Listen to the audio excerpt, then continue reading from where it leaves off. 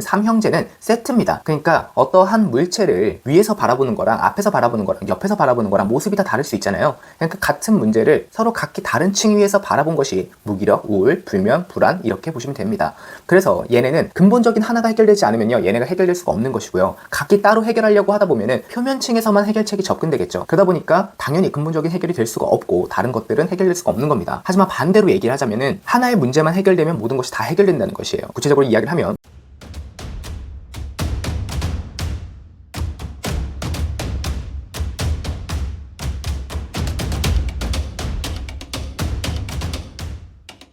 이번 영상에서는 불안과 불면은 왜 함께 오는가, 그 원인과 해결 방법에 대해서 이야기를 드릴 건데요. 이 방법을 통해서 불면, 불안, 우울, 그리고 만성 통증 같은 여러 가지 문제들을 한 번에 해결할 수 있었고, 제 개인적인 경험뿐만 아니라 수많은 분들이 한 번에 이 모든 문제에서 해결될 수 있었습니다. 그러니 꼭 집중해서 끝까지 봐주시길 바랍니다. 먼저 제가 정신과를 처음 방문하게 된 거는 제 인트로 영상을 보신 분들은 아시겠지만 군대에서였거든요. 이제 그때는 제가 잠을 잘 못 자고 중간에 너무 많이 깨가지고 그것 때문에 힘들어서 이제 정신과를 방문하게 됐었는데, 저는 그때 이제 불면증이 정신과 소관인지도 몰랐어요. 그리고 이제 처음 갔었을 때는 이제 약을 처방을 받았었고, 그러고 나서 이제 사회에 나와서 제대로 이제 병원에 제가 정신과를 제 발로 방문을 했었을 때, 저는 불면증으로 방문을 했지만 이제 불안증, 우울증 이 진단도 함께 받았거든요. 근데 저는 그때 엄청나게 충격적이었습니다. 왜냐면은 잠을 못 잔다는 건 알고 있었지만 내가 불안증, 우울증이 있을 거라고는 상상도 못 했거든요. 그리고 불안증이랑 우울증이라고 하는 것은 지금 많은 사람들은 조금 다르게 인식할 수도 있겠지만 그때는 이제 10년도 전에 이야기이기 때문에 굉장히 마음이 나약하고 그 다음에 나약한 존재라서 걸리는 병이라고 저는 생각을 했었어요. 근데 그 당사자가 제가 되어버린 거죠. 그러니까 이제 불안한 것은 있었지만 제가 사업을 했기 때문에 불안한 거는 당연하다고 생각을 했었고, 그냥 제가 과로하고 이제 피로해서 무기력하고 그 다음에 이제 스트레스를 너무 많이 받아가지고 몸이 무겁다 이렇게 생각을 했지, 그게 이제 우울증이라고는 생각을 전혀 못했던 거죠. 그리고 가장 제가 힘들었던 건 뭐냐면은 하루 만에 이제 진단을 3개나 받은 거잖아요. 이제 불안증, 우울증, 불면증. 그러니까 내가 이렇게까지 문제가 많은 사람이었나? 라고 이제 생각을 하게 됐던 거죠. 그래서 실제로 저는 그날 기점으로 굉장히 많이 무너졌었습니다. 근데 이제 나중에 알게 된 거죠. 얘네들은 제가 딱히 문제가 엄청나게 많은 사람이어서 종합 세트로 찾아온 것이 아니고, 얘네는 원래 새쌍둥이 같은 애들이라서 함께 찾아올 수밖에 없었다는 것을 나중에 알게 된 거죠. 그럼 그 이유는 무엇이냐? 일단 기본적으로 불안부터 먼저 볼게요. 불안이라고 하는 것은 뇌의 과부하로부터 시작이 되거든요. 무조건 그렇습니다. 사람마다 불안한 이유가 다 달라 이러겠지만 어떤 상황을 인지하고 나서 그 상황을 예측하려고 혹은 거기서 생존을 확보하기 위해서 생각이 엄청 많아집니다. 그 생각이 많아지게 되면 뇌가 과부하가 일어나겠죠. 뇌가 과부하가 일어나게 되면 신경이 긴장이 돼요. 그로 인해서 엔돌핀이라고 하는 호르몬 분비가 저하가 되고요. 그러면 이제 기분이 다운이 되죠. 거기서 이미 이제 우울감은 시작이 되는 거예요. 그렇게 되면 이제 긍정적인 생각이 줄어들게 되고 부정적인 생각이 늘어나게 됩니다. 그리고 뇌가 과부하가 되면은 뇌도 결국에는 불수익은 근육이 있기 때문에 많이 쓸수록 피가 많이 필요해져요.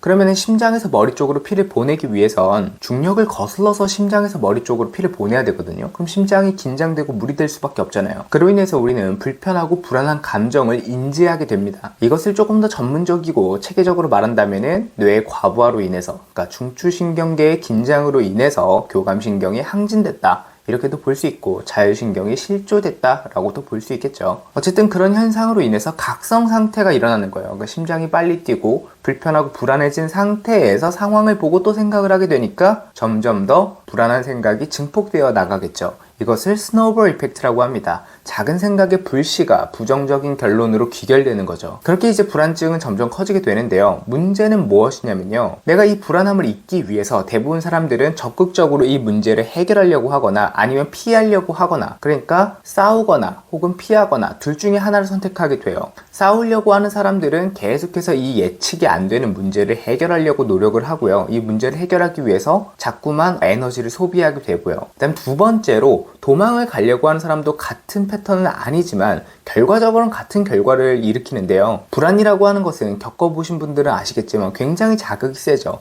웬만한 것으로는 이 생각을 잊어버릴 수가 없어요. 그래서 러닝을 통해서 나는 스트레스를 해소한다 이런 분들 있잖아요. 그 정도의 아주 큰 자극이 있지 않으면, 내가 어떤 거에 몰두하거나 몰입하지 않으면은 이 생각, 부정적인 감정, 불안을 잊기가 어려워요. 그래서 이것을 잊기 위해서 다른 것에 몰두하는 겁니다. 이것은 사실은 회피하는 것과 다름이 없어요. 그리고 도망가든 싸우든 공통적으로 에너지를 소비한다라고 하는, 아주 과소비를 한다라고 하는 공통점이 있죠. 그리고 이것은 다른 문제로 이어지게 됩니다. 그 문제가 무엇이냐? 기본적으로 교감신경이 항진되게 되면 부교감신경은 저하가 돼요. 부교감신경이 뭐냐면은 우리 몸을 편안하게 만들어주는 신경계의 작용입니다. 근데 걔가 부족해진다라고 하는 것은 몸이 긴장된다는 뜻이겠죠. 몸이 긴장되면 젖산이라는 물질이 많이 쌓이거든요. 젖산은 우리 몸을 무겁고 피곤하게 만듭니다. 그러니까 생각은 바쁘게 돌아가고 마음은 불안한데 몸은 무겁고 피곤한 거죠. 그런데 어느 정도 에너지가 있었을 때는 내가 싸우거나 피하거나가 돼요. 그런데 이 에너지조차 없었을 때는 이제 번아웃, 무기력으로 가게 되는 겁니다. 그러니까 불안해서 무기력으로 이어지게 되는 거죠. 그리고 처음에는 내가 몸으로 느껴요. 그러니까 무기력하다 이렇게요. 그런데 조금 더 마음의 감도가 예민하신 분들은 이것을 우울감으로 느끼고요. 그래서 제가 항상 이렇게 얘기하거든요. 몸으로 느끼면 무기력이고 마음으로 느끼면 우울이다 이렇게 말씀을 드리는데 사실상 같은 거예요. 근데 대부분 사람들은 좀 마음에 대해서 내가 강하다고 생각을 하고, 그 다음에 우울 이런 것들은 뭔가 과거의 저처럼 약한 사람들이 걸리는 거라고 생각을 하기 때문에 처음은 무기력이라고 받아들이고 피로감이라고 받아들이겠죠. 그런데 이것이 점점 나아지지 않고 회복이 잘 되지 않으면서 정신적으로 당연히 무겁고 다운되고 이런 날들이 계속되다 보니까 내가 우울한가? 라는 생각을 이제 그때서야 인지하기 시작을 하게 됩니다. 어찌됐건 이렇게 무기력이 되게 되면 강제적으로 휴식을 취하게 되거든요. 그러면 회복이 될 거 아니에요. 그러면 다시 일상으로 복귀가 됩니다. 그런데 문제의 근본적인 원인은 해결되지 않았잖아요. 잠깐 내가 강제적으로 쉬었기 때문에 일상이 복귀된 거잖아요. 그래서 이 일상 그대로 지내다 보면은 또다시 같은 결과로 귀결하게 됩니다. 또 무기력이 와요. 그런데 그 전과 다른 거는 괜찮았던 일상을 보내는 시기는 짧아지고 무기력이라고 하는 그 늪에 가라앉는 시기는 길어집니다. 이것이 점점 길어지게 되고 일상은 점점 짧아지게 되면은 무기력과 무기력 사이의 일상이 점점 없어지고 무기력이 계속해서 연장되는 그런 현상이 생기겠죠. 그것이 우울감에서 우울증으로 바뀌는 순간이라고 저는 표현을 합니다. 저도 실제로 그랬고요. 제가 근 10년 동안 너무나도 많은 사람들을 코칭을 했는데요. 대부분 다 같은 전철을 밟습니다. 그러니까 불안의 다음 단계가 우울인 거죠. 완전히 소진됐었을 때 제가 다 타버리고 완전히 번아웃되고 고갈된 상태가 우울이다 이렇게 보시면 됩니다. 자, 그러면은 불안과 우울의 상관관계는 잘 알겠어. 그러면은 불면과는 어떤 관계인가? 아까 말씀드렸다시피 불안이라고 하는 것은 뇌의 과부하로 인해서 교감신경 항진이 만들어낸 결과거든요. 그리고 이 교감신경 항진이라고 하는 것은 각성 상태예요. 이때 뇌파는 베타파라는 뇌파가 나오게 되는데요. 베타파가 각성 상태, 그 다음 알파파가 이완 상태, 그리고 세타파에 진입을 해야지만 잠이 들게 됩니다. 그리고 원래 이것은 자연 주기상 밤 9시 정도 되게 되면은 누구나 베타파에서 알파파로 전환이 되고요. 그 다음에 이제 세타파로 이어지게 되는 건데, 베타파가 너무 우세하게 되면요, 아무리 이완된다고 하더라도 알파파 초입으로 밖에 못 가게 돼요. 그러면 이때는 어떤 현상이 생기냐? 몸은 엄청 피곤해. 몸은 이미 자고 있는 듯해. 근데 정신이 말짱하고 깨어있는 느낌을 받게 돼요. 그러니까 자고 싶어도 잠을 자지 못하게 되는 상태가 되는 거죠. 그러다가 강제적으로 점점 그 상태가 지속되게 되면 어떻게 될까요? 결국엔 세타파에 이르게 되겠죠. 그 세타파에 이르게 되면 누구라도 잠이 들게 돼 있습니다. 그래서 잠깐 잠들었나 했는데 이 세타파 상태에 진입을 하자마자 내 정신은 다 꺼지게 되잖아요. 그러면은 내 일상에서 가장 많은 비중을 차지했던 상태로 돌아가게 되거든요. 그것이 무의식의 기본값이라서 그래요. 그런데 그 상태가 너무나도 긴장되어 있고 불안하고 불편한 상태였다라고 하면은 이 상태로 무의식이 다시 돌아가겠죠. 그래서 세타파에서 갑자기 베타파로 넘어가게 됩니다. 이것을 베타버스트라고 하는데요. 이것을 자주 경험하는 사람들이 중간에 자주 깨는 사람들입니다. 그러면 자고 일어나도 전혀 피로가 회복이 안 되겠죠. 자, 그러면 다음에 일상은 어떨까요? 내가 삶을 사는 게 아니고 삶이 나를 머리채 잡고 끌고 가는 그런 느낌을 받게 돼요. 그런데 여기에서 불안은 또 증폭이 됩니다. 왜냐면은 불안이라고 하는 것은 결국에는 생존의 안정을 위해서 내가 각성을 하는 거예요. 도망가거나 싸우기 위해서 각성이 되는 건데요. 내가 능히 내 여력이, 에너지의 여력이 있어서 변수에 반응하고 대응할 충분한 여유가 있다면 굳이 싸우거나 도망가려고 각성을 해가면서 에너지를 끌어올릴 필요가 없단 말이에요. 근데 그 여력이 부족하기 때문에 점점 우리 몸에서 변화가 일어나는 거예요. 코르티졸이 분비가 되고 교감신경이 항진되는 겁니다. 그런데 내가 자고 일어나서 전혀 회복이 안 됐어요. 그러면은 모든 상황이 나한테 힘을 붙이는 상황이 되는 거잖아요. 그러니까 계속해서 각성 상태로 나는 이 일상을 버텨낼 수밖에 없는 겁니다. 그렇게 계속 각성 상태가 됐어? 그럼 밤에 또 잠을 못 자. 또 회복이 안 돼? 또 각성돼. 이것이 계속 반복이 되다 보면 만성불면, 만성불안이 되는 것이고 그것이 우울, 무기력, 번아웃 이렇게 이어지는 거죠. 삼형제는 세트입니다. 그러니까 어떠한 물체를 위에서 바라보는 거랑 앞에서 바라보는 거랑 옆에서 바라보는 거랑 모습이 다 다를 수 있잖아요. 그러니까 같은 문제를 서로 각기 다른 층 위에서 바라본 것이 무기력, 우울, 불면, 불안 이렇게 보시면 됩니다.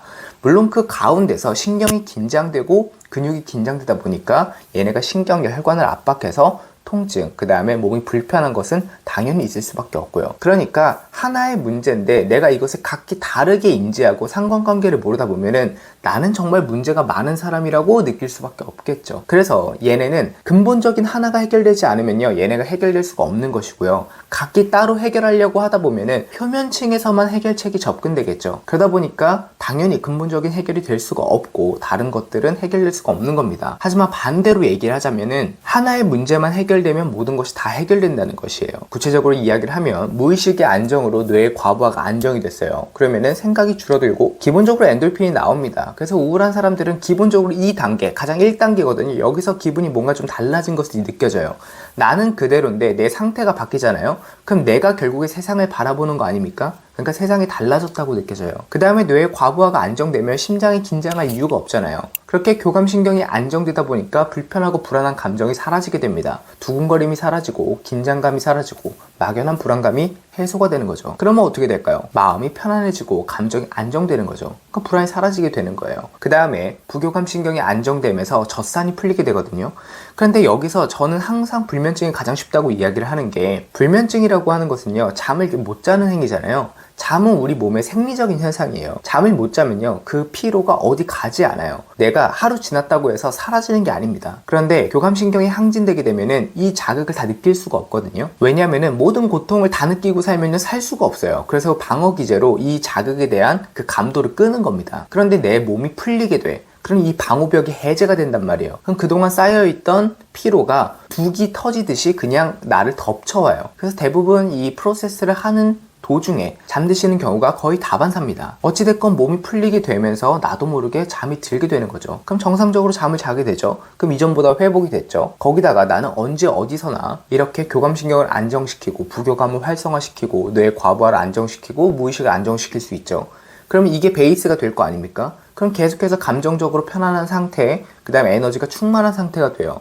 그럼 변수에 반응하고 대응할 능력이 충분해지죠. 그럼 어떨까요? 이전에 불안이라고 느꼈던 것도 불안해지지 않게 되는 거죠. 이런 날들이 계속돼. 그럼 우리 무의식은 나 스스로를 다르게 인지하기 시작을 합니다. 밤에는 못 자고 괴로운 것, 그 다음 낮에는 불안하고 긴장되는 것에서 낮에는 편안한 것, 이것은 원래는 나한테 긴장될 일이었지만 긴장될 필요가 없는 것, 그 다음에 시련이라고 느꼈지만 사실은 시련이 아니었던 것, 이렇게 변하게 되는 겁니다. 이런 식으로 무의식이 점점 세팅이 되다 보면은 시간이 가면 갈수록 이전에는 안 좋은 상태가 우울이었다면 그 다음 단계는 안 좋은 상태가 불안 정도, 그 다음 단계는 안 좋은 상태가 부정적인 생각이 드는 정도, 그 다음 단계는 부정적인 생각이 들려고 하는 것을 인지하는 정도가 돼요. 그러면 이 정도 상태가 됐다면 내 인생에 있어서 불면, 불안, 우울이 있을 수가 있을까요? 있을 수가 없습니다. 이렇게 저점은 점점 높아지면서 나중에는 지혜롭지 못한 정도, 좀 덜 지혜로운 정도로 가게 됩니다. 결국에는 모든 것은 문제가 가장 문제잖아요. 그 문제 해결 능력이 이 세상의 전부입니다. 그런데 모든 문제들이 결국엔 다 대처가 되는 거고, 내 상태가 안 좋으면은 이것이 당장의 해결책이 떠오르지 않는 정도가 된다라고 하면은 이 삶은 별로 무서울 게 없을 거겠죠. 그리고 이 상태를 만들어내기 위해서는 핵심 두 가지만 기억하시면 됩니다. 언제 어디서나 내 상태를 교정하고 이 상태를 유지한다. 그리고 이 두 가지가 제가 불면, 불안, 우울, 만성 통증을 앓고 그로 인해서 너무 힘들어서 삶의 절벽에 3번이나 섰던 그런 과거에서 벗어날 수 있었던 비결이고요. 저뿐만 아니라 수많은 분들이 아주 많은 방법을 했음에도 실패를 거듭했던 그런 분들이 드디어 마음의 늪으로부터 자유로워질 수 있었던 비결입니다. 그래서 이 방법을 배우는 구체적인 방법은 제가 고정 댓글 링크에 남길 테니까 꼭 보고 배우셔서 근본적인 문제 하나를 해결함으로써 회원님의 삶에 존재하는 모든 문제가 해결되는 그런 삶으로 거듭나시길 진심으로 바라겠습니다. 그럼 이만 영상 마치겠습니다. 감사합니다.